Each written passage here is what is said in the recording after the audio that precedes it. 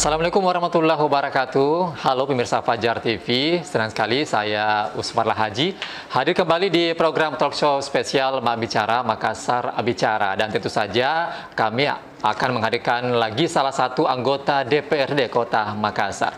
Dan saat ini saya berada di gedung DPRD Kota Makassar, tepatnya di ruangan Komisi D atau Bidang Kesejahteraan Rakyat. Dan di samping saya sudah hadir salah satu narasumber saya yang tentunya akan berbincang-bincang sebentar di talk show Mak Bicara kali ini.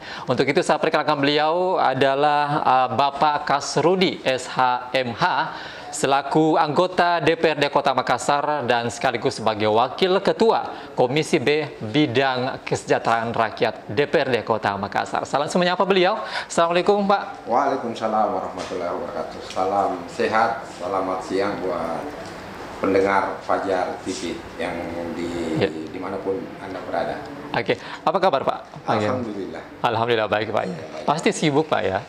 Alhamdulillah, sekarang ini lagi pembahasan laporan LKPJ tahun 2023. 2023 ya. Oke. Baik. Dan pemirsa Fajar TV, tema kita kali ini adalah peran anggota legislatif dalam kesejahteraan masyarakat di Kota Makassar. Nah, sebelum itu kita masuk di tema kita kali ini, Pak Kasrudi, kita akan berbincang-bincang dulu mengenai fungsi dan tentunya bagaimana proses DPRD Kota Makassar dalam melakukan fungsi legislasi dan pengawasan, seperti itu, Pak.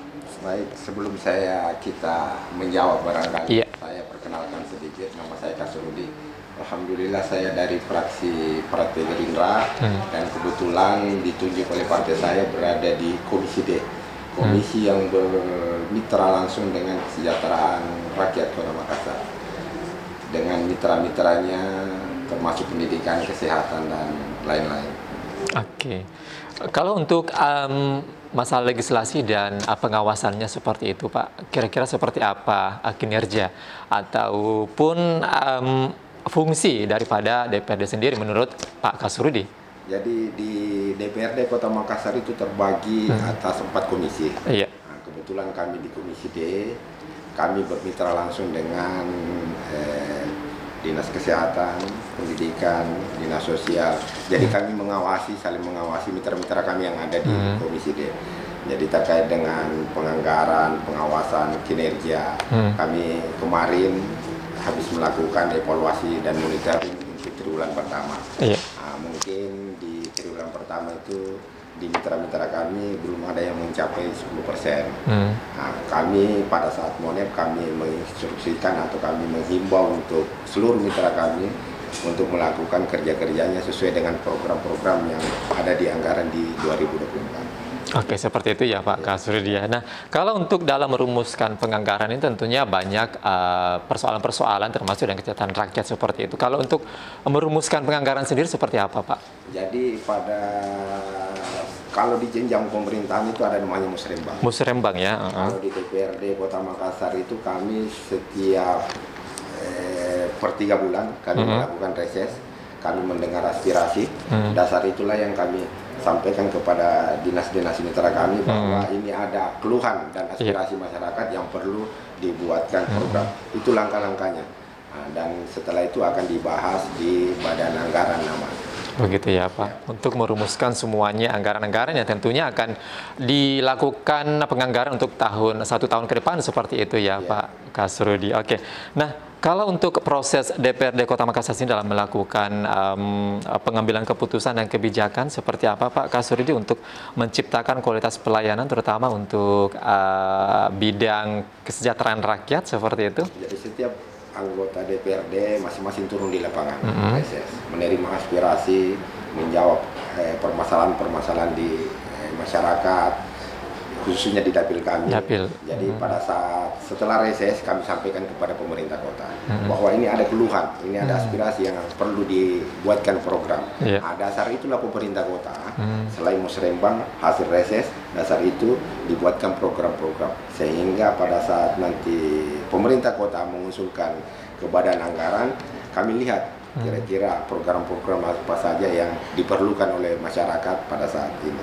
Gitu. Oke, seperti itu ya Pak. Dan ini kan akan berakhirnya ya periode keanggotaan di DPD Kota Makassar sendiri tahun 2019 hingga tahun 2024 ini. Kira-kira ya, untuk kesejahteraan rakyat sendiri seperti persoalan-persoalan yang mungkin dihadapi masyarakat seperti apa sih Pak? Jadi setiap tahun itu pasti ada persoalan. Iya. Tapi paling tidak kami akan melihat kinerja-kinerja mitra-mitra kami. Paling tidak ada peningkatan dari tahun-tahun yang kemarin. Paling tidak lebih bagus daripada tahun kemarin. Terkait dengan kesehatan maupun dinas sosial, kami melihat ada perkembangan dan kebaikan di mitra-mitra kami. Jadi sebenarnya banyak persoalan ya Pak ya, apalagi di bidang kesejahteraan rakyat tentunya. Anggota legislatif ini berusaha untuk menampung aspirasi yang dari masyarakat seperti itu ya Pak ya. Kalau untuk khusus untuk mensejahterakan rakyat atau masyarakat seperti itu Pak, adakah indikator mungkin yang terkait dengan kesejahteraan rakyat kemudian diakomodasi dengan baik dengan perda ataupun ranperda seperti itu Pak? Jadi ada banyak jalur yang kami siapkan mulai dari perda dan perdanya, terus penganggarannya dari sisi program-program. Pemerintah kota sekarang ini melihat dari sisi program di lorong, mulai dari lorong. Jadi kami ikut melihat kira-kira program lorong-lorong ini cukup maksimal atau tidak. Jadi kami melihatnya dari situ, apakah dia berfungsi maksimal atau tidak. Nah, dari sisi kan kami ini di DPRD ada 3 fungsi kami, dari penganggaran, pengawasan maupun dari legislasi. Jadi kami melihat kalau butuh perda, kami siapkan itu perda. Kalau untuk di bidang kesejahteraan rakyat sendiri, perda-perda yang sudah ada apa saja Pak selama keperiodannya sudah dirancang atau Sebenarnya mungkin sudah diketok palu seperti itu? Sebenarnya sudah banyak, tapi dalam waktu dekat ini yang cukup mungkin dibutuhkan oleh masyarakat kita, apalagi program pemerintah itu Jagai Anak Tak.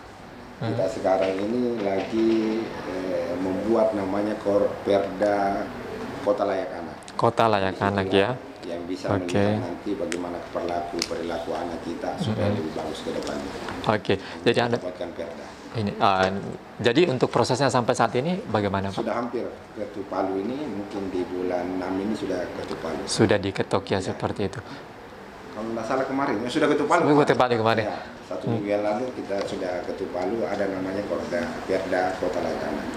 Itu mendukung program pemerintah di mana pemerintah Kota Makassar itu menginstruksikan Jagai Anak Tak. Jagai Anak Tak. Saling mendukung itu. Jagai Anak Tak, kami buatkan Perda Kota Layak Anak. Seperti apa prosesnya nanti itu Pak? Apakah ada aturan-aturan tersendiri untuk jaga anak tak ini Pak? Jadi dengan adanya perda itu paling tidak mulai dari pendidikan, mulai dari kesehatan, mulai dari kerjanya, semua kita rangkum dalam satu perda tentang aturan-aturan bagaimana anak kita harus sekolah, bagaimana anak kita harus dijaga kesehatannya. Itu semua terangkum di dalam perda itu. Termasuk dalam pembelajaran anak seperti itu ya, dalam pendidikannya, kemudian kesehatannya seperti itu ya Pak ya. Pemirsa, ini semakin menarik Pak ya perbincangan kita terkait dengan tema kita kali ini adalah peran anggota legislatif dalam mensejahterakan masyarakat di Kota Makassar seperti itu. Itu pastinya yang paling utama ya Pak ya. Baik pemirsa Fajar TV, jangan kemana-mana, tetaplah bersama kami di Talkshow spesial Mak Bicara, Makassar Bicara. Kami akan segera kembali.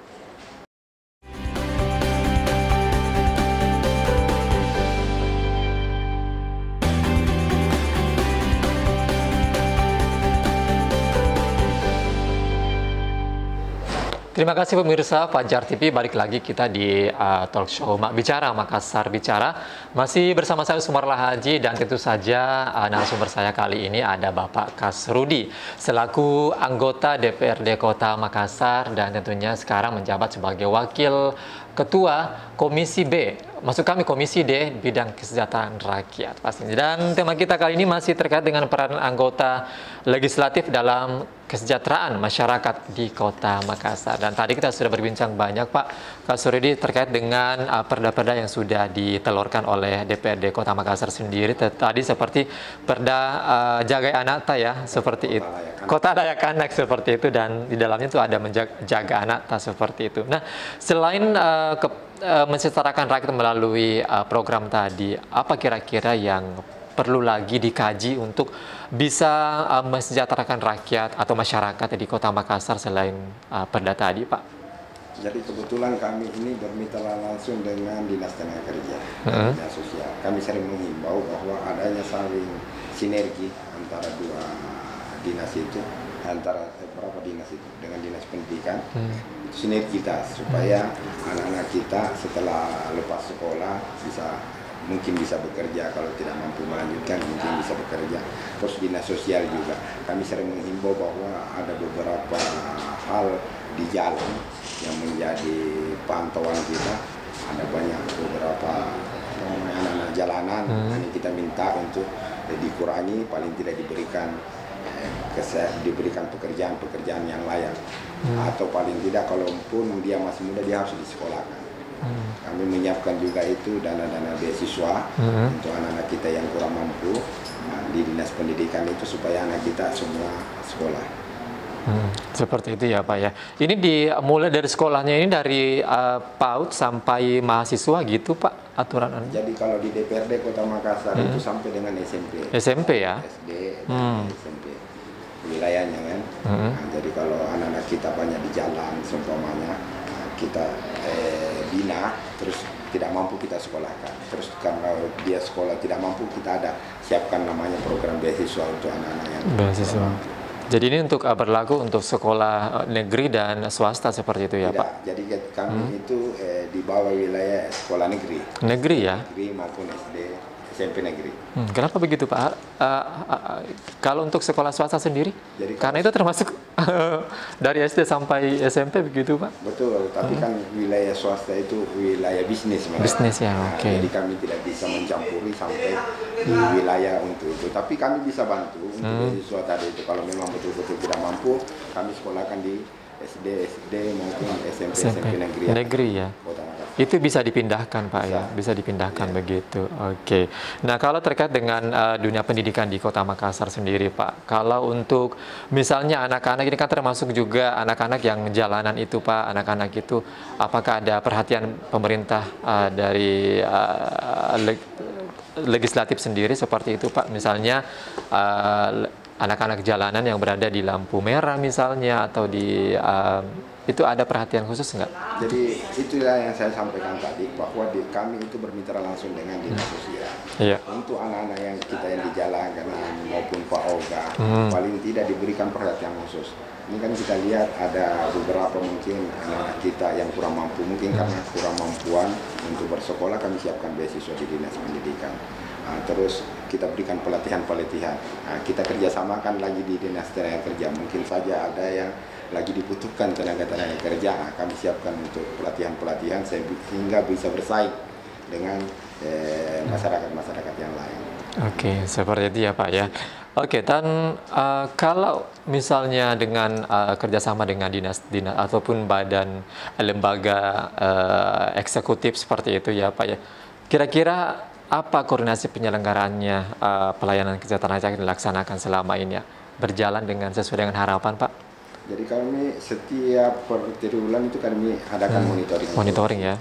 Kira-kira program-program apa saja yang sudah jalan, program-program apa yang belum jalan, kami himbau agar mitra-mitra kami agar segera menyelesaikan program tersebut atau menjalankan. Karena kalau tidak jalan, ada beberapa program yang tidak jalan yang dikorbankan oleh pasti masyarakat, pasti masyarakat Kota Makassar. Oleh karenanya kami menghimbau, menginstruksikan untuk segera dijalankan supaya manfaatnya dirasakan oleh masyarakat Kota Makassar. Oke, kalau selama ini menjadi kendala, Pak, terkait dengan beberapa perda yang sudah ditelurkan ini, perda-perda yang sudah jalan ini, kira-kira kendalanya seperti apa, Pak ya? Jadi kalau perda itu harusnya dibarengi lagi dengan keluarnya perwali. Perwali. Perwali itu secara teknis mengatur tentang bagaimana kegiatan masyarakat yang ada di bawahnya. Jadi setelah perda itu harusnya langsung dibuatkan perwali secara teknis mengatur bagaimana perlakuan masyarakat kita. Berarti harus ada balance apa gitu ya. Ada perda kemudian dikuatkan dengan perwali seperti itu Dan ya. begini, perda itu aturan biasanya global. Iya. Secara teknis itu dibuatkan perwali untuk mengatur secara teknis bagaimana jalannya perda tersebut. Oke, baik. Kalau untuk perda sendiri Pak yang terkait dengan kota layak anak begitu Pak, kira-kira ada lagi yang perlu dilakukan oleh pihak DPRD Kota Makassar sendiri di kota metropolitan seperti ini Pak untuk selain itu? Jadi kalau di kami itu seperti yang saya bilang tadi bahwa fungsi dan kerja-kerja kami itu ada di 3 fungsi itu. Dari pengawasan, terus penganggaran maupun legislasi. Setelah pembuatan perda tersebut, itu kami masuk di pengawasannya. Bagaimana, apakah ini jalan, apakah ini tidak. Nah, kami setiap per triwulan kami panggil mitra-mitra kami terkait dengan perda ini, apakah sudah dijalankan, apakah sudah dibuatkan program. Nah, itu kami sering pantau juga itu. Dan juga kami terus mendengarkan aspirasi yang ada di masyarakat. Kira-kira dengan adanya perda ini jalan maksimal atau tidak, apalagi yang diperlukan atau tidak. Nah, itu kami mendengar terus menyampaikan kepada mitra-mitra kami. Oke Pak, kalau untuk misalnya perda, saya dengar-dengar juga pernah saya baca juga Pak ada perda yang akan dirancang, yaitu perda tentang keolahragaan seperti itu ya Pak ya. Itu bagaimana itu Pak? Apa sampai saat ini belum ada solusinya, atau sudah dirancang atau sudah jadi tinggal diketok atau bagaimana Pak? Nah, jadi kebetulan kami bermitra langsung dengan Dinas Pemuda dan Olahraga. Nah, kami sudah mengusulkan melalui Perda, insya Allah tahun ini sudah bisa karena sudah masuk program legislasi Kota Makassar untuk kepemudaan, perda kepemudaan, kemudian tahun ini bisa jalan perda tersebut. Itu mengatur bagaimana pemuda kita supaya aktif berolahraga. Berolahraga seperti itu ya, atau ada mungkin semacam juga diatur di situ. Karena biasanya begini. Kalau ada atlet kita, biasanya setelah dia berprestasi terus dia tidak dapat lagi tunjangan atau kerja-kerja yang maksimal, akhirnya dia tinggalkan keolahragaannya. Ini tidak kami atur lewat perda itu, kami mau mengatur bahwa setelah menjadi atlet itu jangan lagi pikirkan masa depan. Kami siapkan, pemerintah kota menyiapkan masa depan buat atlet-atlet kita yang berprestasi. Oke, kira-kira seperti bentuk apa penghargaan yang diberikan oleh pemerintah terhadap atlet-atlet kita berprestasi seperti itu? Tadi itu kita di pemerintah itu Kota Makassar itu lewat perda itu mungkin kami memberikan jaminan-jaminan kesejahteraan, memberikan jaminan kesehatan, terus kerja-kerja juga yang pasti kami akan siapkan juga buat atlet-atlet kita yang berprestasi, supaya atlet-atlet kita ini berpikir lagi bahwa bagaimana masa depan kami. Yang banyak ini kami temukan bahwa atlet-atlet kita itu setelah berprestasi tidak ada lagi masa depan. Oleh karenanya lewat perda nanti itu kami siapkan bagaimana atlet kita yang berprestasi ini mempunyai masa depan yang cemerlang.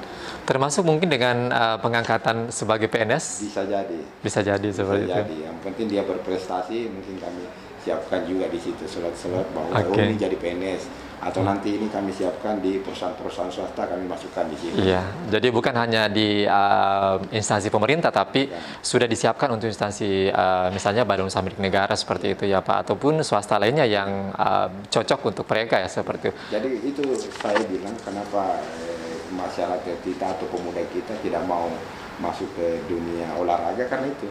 Jadi berpikir bahwa setelah mereka berprestasi tidak ada lagi masa depannya. Nah, ini lewat perda ini kami siapkan itu semua. Oke. Jadi semuanya itu akan diatur nantinya ya Pak ya. Mudah-mudahan bisa secepatnya dirancang. Kira-kira ada bocoran Pak kapan bisa disahkan? Atau mungkin bisa, karena dia masuk di prolegda program legislasi tahun 2024 tentang kepemudaan. Kira-kira mungkin tahun ini semoga bisa bulan 8 atau sebelum berakhirnya ke periode yang ini kami ini bisa selesai lah. Bisa diketok begitu ya Pak. Oke. Mudah-mudahan bisa segera diperdakan ya seperti itu ya Pak ya. Nah kalau dari kita mengingat bahwa Kota Makassar ini adalah kota metropolitan yang banyak persoalan ataupun permasalahan yang mungkin yang terjadi ya Pak ya, utamanya untuk bidang kesejahteraan rakyat. Nah, kira-kira selama ini yang paling rumit sebenarnya apa sih Pak untuk bisa mencetakkan masyarakat kita di Kota Makassar seperti itu? Jadi saya hampir 5 tahun di DPRD Kota Makassar ini, yang insya Allah akan berlanjut lagi keperiodaan kami di 2024-2029. Kami melihat bahwa masih banyak program-program sosial yang mungkin kami perlu selesaikan juga, mungkin perlu kami bantu juga masalah warga-warga kita yang masih membutuhkan. Terus dari dunia pendidikan mungkin ada beberapa tempat lokasi barangkali, karena kita ini di pendidikan itu ada namanya sistem zonasi. Sistem zonasi itu masih ada beberapa daerah yang belum terjangkau. Dan terus masalah kesehatan juga yang sangat penting dan sangat perlu diselesaikan oleh pemerintah Kota Makassar saat ini. Oke, kalau dari segi kesehatan juga ini sangat penting sekali Pak. Saya dengar kalau untuk BPJS Ketenagakerjaan BPJS Kesehatan seperti itu Pak. Kira-kira bagaimana sampai saat ini bentuk perhatian dari anggota dewan sendiri seperti kayak gimana sih Pak? Jadi begini, untuk BPJS itu dari pemerintah Kota Makassar menyiapkan anggaran untuk JKN.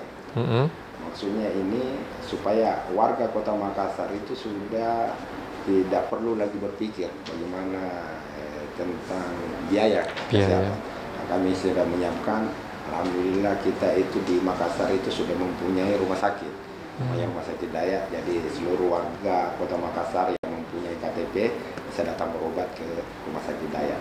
Terus kami akan siapkan juga, jadi pemilik KTP Kota Makassar itu bisa lagi berobat di mana saja rumah sakit yang baik itu rumah sakit swasta maupun rumah sakit pemerintah. Jadi itu kami akan siapkan, dan kami akan siapkan juga anggarannya supaya warga Kota Makassar bisa berobat tanpa biaya. Tanpa biaya. Itu ada semacam aplikasi seperti BPJS begitu Pak? Jadi begini, kami itu menyiapkan, ada namanya KIS. Kartu Indonesia Sehat. Tapi itu lewat di dinas sosial. Jadi warga Kota Makassar yang tidak mempunyai pekerjaan, yang buruh harian lepas, itu bisa diberikan kartu namanya KIS. Tapi kalau belum ada kartu KIS-nya dan mempunyai KTP Makassar, itu kalau mau berobat bisa langsung ke rumah sakit Dayak. Yang penting dia ber-KTP Kota Makassar. Oke. Kalau untuk KIS ini, maksudnya BPJS ini, apakah banyak yang banyak masyarakat kita yang ingin pindah dari BPJS ke KIS seperti itu Pak selama ini yang Bapak temukan, atau mungkin dari pihak anggota dewan yang? Jadi begini, kemarin itu dengan adanya COVID 2020-2021 banyak warga kita yang tadinya bekerja. Karena COVID kemarin akhirnya dirumahkan. Banyak keluarga atau saudara-saudara kita yang kejadiannya begitu. Nah, itu berubah dari yang tadinya dia mereka mempunyai BPJS, akhirnya mau turun KIS. Nah, itu ada persyaratan. Makanya kami lewat Komisi D ini kemarin kami meminta kepada BPJS, kami akan mengadakan rapat nanti di hari Selasa nanti, kami undang untuk BPJS, Dinas Sosial maupun Dinas Kesehatan, mau melihat kira-kira bagaimana kepedulian BPJS ini untuk menerima masyarakat kita atau warga kita untuk berubah yang tadinya BPJS-nya berubah jadi KIS. Jadi KIS apa itu? Ada persyaratan tersendiri ya Pak ya? Makanya ini nanti yang kami meminta nanti. Kami rapat nanti di hari Selasa itu, kami sudah kirimkan undangan, kami minta supaya memberitahu kami bahwa ini persyaratannya, karena kami sudah siapkan anggaran ini. BPJS, tapi BPJS tetap yang menentukan apakah dia boleh diberikan KIS atau tidak. Oke, baik Pak Kasrudi, kita tahan dulu, kita akan berbincang-bincang lagi nanti. Dan pemirsa Fajar TV dimanapun Anda berada, Kita break sejenak dan tentunya kita akan mendengarkan beberapa pesan-pesan berikut ini. Tetaplah bersama kami di Talkshow Spesial Mak Bicara, Makassar Bicara.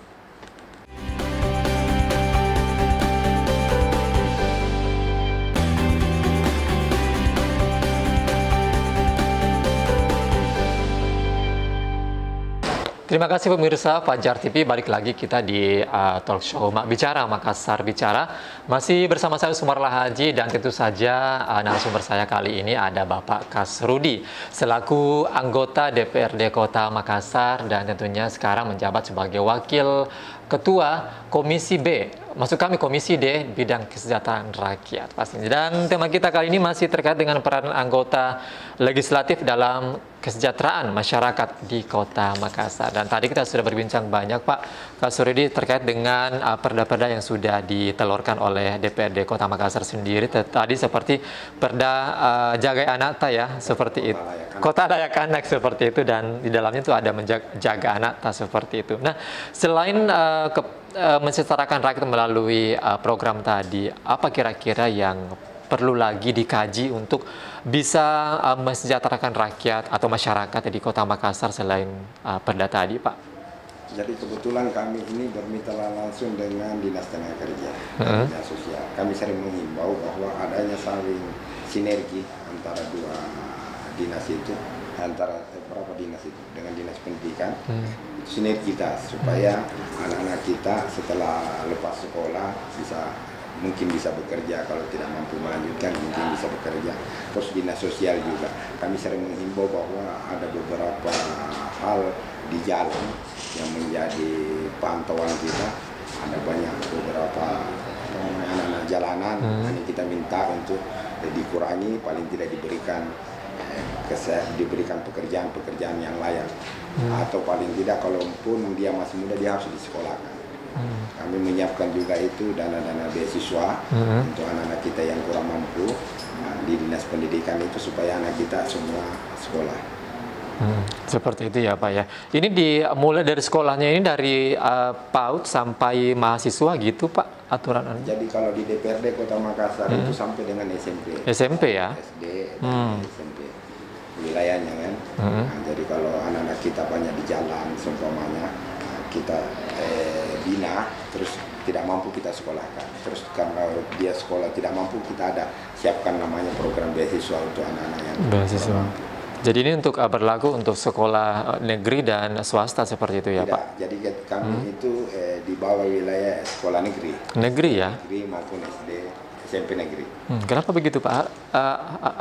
Kalau untuk sekolah swasta sendiri? Jadi, karena itu termasuk dari SD sampai SMP begitu Pak? Betul, tapi kan wilayah swasta itu wilayah bisnis. Bisnis ya, oke. Jadi kami tidak bisa mencampuri sampai di wilayah untuk itu. Tapi kami bisa bantu untuk siswa tadi itu. Kalau memang betul-betul tidak mampu, kami sekolahkan di SD maupun SMP negeri ya. Itu bisa dipindahkan Pak ya, bisa dipindahkan begitu. Oke. Nah kalau terkait dengan dunia pendidikan di Kota Makassar sendiri Pak, kalau untuk misalnya anak-anak ini kan termasuk juga anak-anak yang jalanan itu Pak, anak-anak itu apakah ada perhatian pemerintah dari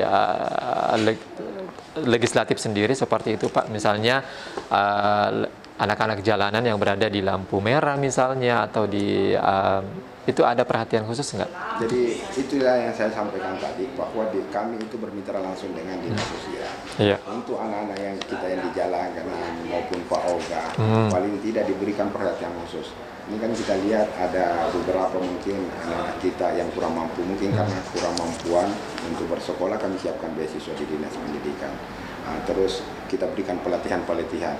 Kita kerjasamakan lagi di Dinas Tenaga Kerja. Mungkin saja ada yang lagi dibutuhkan tenaga-tenaga kerja, kami siapkan untuk pelatihan-pelatihan sehingga bisa bersaing dengan masyarakat-masyarakat yang lain. Oke, seperti itu ya Pak ya.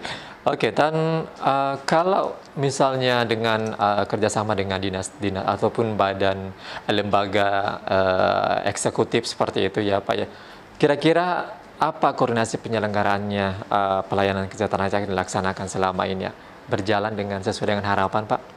Jadi kami setiap per triwulan itu kami adakan monitoring. Monitoring ya. Nah, kira-kira program-program apa saja yang sudah jalan, program-program apa yang belum jalan, kami himbau agar mitra-mitra kami agar segera menyelesaikan program-program tersebut atau menjalankan. Karena kalau tidak jalan, ada beberapa program yang tidak jalan yang dikorbankan oleh pasti masyarakat, pasti masyarakat Kota Makassar. Oleh karenanya kami menghimbau, menginstruksikan untuk segera dijalankan supaya manfaatnya dirasakan oleh masyarakat Kota Makassar.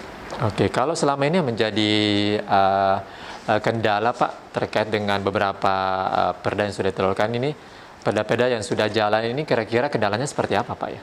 Jadi kalau perda itu harusnya dibarengi lagi dengan keluarnya perwali. Perwali. Perwali itu secara teknis mengatur tentang bagaimana kegiatan masyarakat yang ada di bawahnya. Jadi setelah perda itu harusnya langsung dibuatkan perwali secara teknis mengatur bagaimana perlakuan masyarakat kita.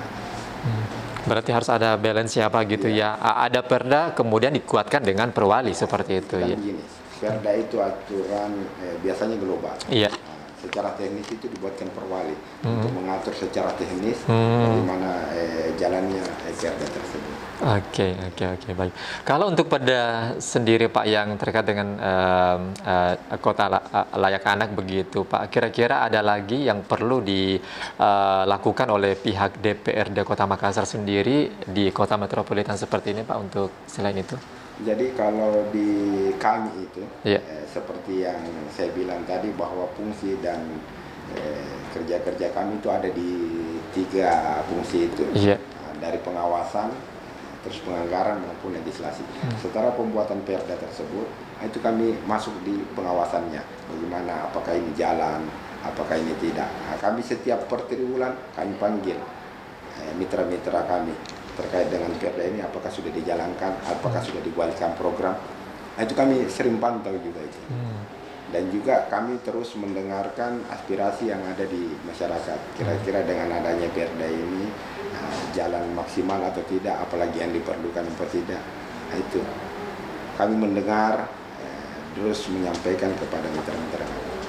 Oke Pak, kalau untuk misalnya perda, saya dengar-dengar juga pernah saya baca juga Pak ada perda yang akan dirancang, yaitu perda tentang keolahragaan seperti itu ya Pak ya. Itu bagaimana itu Pak? Apa sampai saat ini belum ada solusinya, atau sudah dirancang atau sudah jadi tinggal diketok atau bagaimana Pak? Jadi kebetulan kami bermitra langsung dengan Dinas Pemuda dan Olahraga. Nah, kami sudah mengusulkan melalui Perda, insya Allah tahun ini sudah bisa karena sudah masuk program legislasi Kota Makassar untuk kepemudaan, perda kepemudaan, kemudian tahun ini bisa jalan itu mengatur bagaimana pemuda kita supaya aktif berolahraga. Berolahraga seperti itu ya, atau ada mungkin semacam diatur di situ, karena biasanya begini. Kalau ada atlet kita, biasanya setelah dia berprestasi terus dia tidak dapat lagi tunjangan atau kerja-kerja yang maksimal, akhirnya dia tinggalkan keolahragaannya. Ini tidak kami atur lewat perda itu, kami mengatur bahwa setelah menjadi atlet itu jangan lagi pikirkan masa depan. Kami siapkan, pemerintah kota menyiapkan masa depan buat atlet-atlet kita yang berprestasi. Oke, kira-kira seperti bentuk apa penghargaan yang diberikan oleh pemerintah terhadap atlet-atlet kita berprestasi seperti itu? Tadi itu kita di pemerintah itu Kota Makassar itu lewat perda itu mungkin kami memberikan jaminan-jaminan kesejahteraan, memberikan jaminan kesehatan, terus kerja-kerja juga yang pasti kami akan siapkan juga buat atlet-atlet kita yang berprestasi, supaya atlet-atlet kita ini berpikir lagi bahwa bagaimana masa depan kami. Yang banyak ini kami temukan bahwa atlet-atlet kita itu setelah berprestasi tidak ada lagi masa depan. Oleh karenanya lewat perda nanti itu kami siapkan bagaimana atlet kita yang berprestasi ini mempunyai masa depan yang cemerlang. Termasuk mungkin dengan pengangkatan sebagai PNS? Bisa jadi. Bisa jadi seperti itu. Yang penting dia berprestasi, mungkin kami siapkan juga di situ slot-slot bahwa ini jadi PNS atau nanti ini kami siapkan di perusahaan-perusahaan swasta, kami masukkan di sini. Iya, jadi bukan hanya di instansi pemerintah, tapi sudah disiapkan untuk instansi misalnya badan usaha milik negara seperti itu ya Pak, ataupun swasta lainnya yang cocok untuk mereka ya seperti itu. Jadi itu saya bilang kenapa masyarakat kita atau pemuda kita tidak mau masuk ke dunia olahraga karena itu. Jadi berpikir bahwa setelah mereka berprestasi tidak ada lagi masa depannya. Nah, ini lewat Perda ini kami siapkan itu semua. Oke ya. Jadi semuanya itu akan diatur nantinya ya Pak ya. Mudah-mudahan bisa secepatnya dirancang. Kira-kira ada bocoran Pak kapan bisa disahkan atau mungkin? Semoga bisa karena dia masuk di prolegda program legislasi tahun 2024 tentang kepemudaan. Kira-kira mungkin tahun ini semoga bisa bulan 8 atau sebelum berakhirnya ke periode yang ini kami ini bisa selesai lah. Bisa diketok begitu ya Pak. Oke. Mudah-mudahan bisa segera diperdakan ya seperti itu ya Pak ya. Nah kalau dari kita mengingat bahwa Kota Makassar ini adalah kota metropolitan yang banyak persoalan ataupun permasalahan yang mungkin yang terjadi ya Pak ya, utamanya untuk bidang kesejahteraan rakyat. Nah, kira-kira selama ini yang paling rumit sebenarnya apa sih Pak untuk bisa mensejahterakan masyarakat kita di Kota Makassar seperti itu? Jadi saya hampir 5 tahun di DPRD Kota Makassar ini yang insya Allah akan berlanjut lagi. Keberadaan kami di 2024-2029, kami melihat bahwa masih banyak program-program sosial yang mungkin kami perlu selesaikan juga, mungkin perlu kami bantu juga. Masalah warga-warga kita yang masih membutuhkan, terus dari dunia pendidikan mungkin ada beberapa tempat lokasi barangkali karena kita ini di pendidikan itu ada namanya sistem zonasi. Sistem zonasi itu masih ada beberapa daerah yang belum terjangkau. Dan terus masalah kesehatan juga yang sangat penting dan sangat perlu diselesaikan oleh pemerintah Kota Makassar saat ini. Oke, kalau dari segi kesehatan juga ini sangat penting sekali Pak. Saya dengar kalau untuk BPJS Ketenagakerjaan BPJS Kesehatan seperti itu Pak.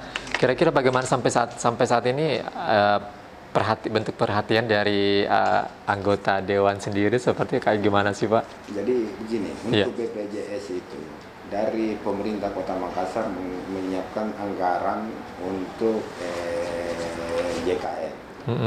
Maksudnya ini supaya warga Kota Makassar itu sudah tidak perlu lagi berpikir bagaimana tentang biaya kesehatan. Nah, kami sudah menyiapkan, alhamdulillah kita itu di Makassar itu sudah mempunyai rumah sakit, yang rumah sakit Dayak. Jadi seluruh warga Kota Makassar yang mempunyai KTP bisa datang berobat ke rumah sakit Dayak.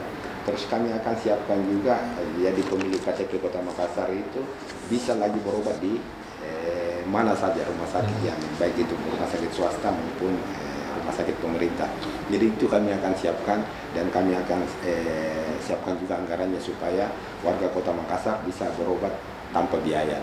Tanpa biaya. Itu ada semacam aplikasi seperti BPJS begitu Pak? Jadi begini, kami itu menyiapkan ada namanya KIS. Kartu Indonesia Sehat. Tapi itu lewat di dinas sosial. Jadi warga Kota Makassar yang tidak mempunyai pekerjaan, yang buruh harian lepas, itu bisa diberikan kartu namanya KIS. Tapi kalau belum ada kartu KIS-nya dan mempunyai KTP Makassar, itu kalau mau berobat bisa langsung ke rumah sakit Dayak. Yang penting dia ber-KTP Kota Makassar. Oke. Kalau untuk KIS ini, maksudnya BPJS ini, apakah banyak yang banyak masyarakat kita yang ingin pindah dari BPJS ke KIS seperti itu Pak selama ini yang Bapak temukan atau mungkin dari pihak anggota dewan yang? Jadi begini, kemarin itu dengan adanya COVID 2020-2021 banyak warga kita yang tadinya bekerja. Karena COVID kemarin akhirnya dirumahkan. Banyak keluarga atau saudara-saudara kita yang kejadiannya begitu. Nah, itu berubah dari yang tadinya dia mereka mempunyai BPJS, akhirnya mau turun KIS. Nah, itu ada persyaratan. Makanya kami lewat Komisi D ini kemarin kami meminta kepada BPJS, kami akan mengadakan rapat nanti di hari Selasa nanti kami undang untuk BPJS, Dinas Sosial maupun Dinas Kesehatan mau melihat kira-kira bagaimana kepedulian BPJS ini untuk menerima masyarakat kita atau warga kita untuk berubah yang tadinya BPJS-nya berubah jadi KIS. Jadi KIS apa itu? Ada persyaratan tersendiri ya Pak ya? Makanya ini nanti yang kami meminta nanti kami rapat nanti di hari Selasa itu kami sudah kirimkan undangan, akan meminta supaya memberitahu kami bahwa ini persyaratan-persyaratannya karena kami sudah siapkan anggaran ini. Oh iya. BPJS, tapi BPJS tetap yang menentukan. BPJS menentukan. Apakah dia boleh diberikan KIS atau tidak. Oke, baik Pak Kasrudi, kita tahan dulu, kita akan berbincang-bincang lagi nanti. Dan pemirsa Fajar TV dimanapun Anda berada, kita break sejenak dan tentunya kita akan mendengarkan beberapa pesan-pesan berikut ini. Tetaplah bersama kami di Talkshow Spesial Mak Bicara Makassar Bicara.